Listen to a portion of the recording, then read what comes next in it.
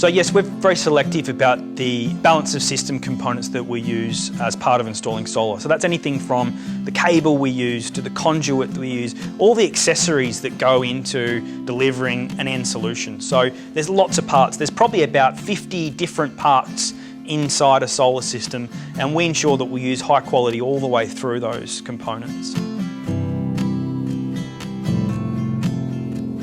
So many of our competitors cut corners by using cheaper components at various stages in that installation process.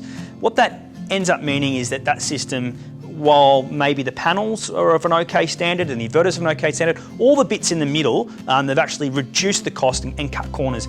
And that will mean that the system is very unlikely to last as long as the other components. What you'll see is perhaps potential for water leaks, potential for safety issues on those systems, and certainly those other bits like conduit and cable are just as important in terms of the solar system as the major components like panels and inverters.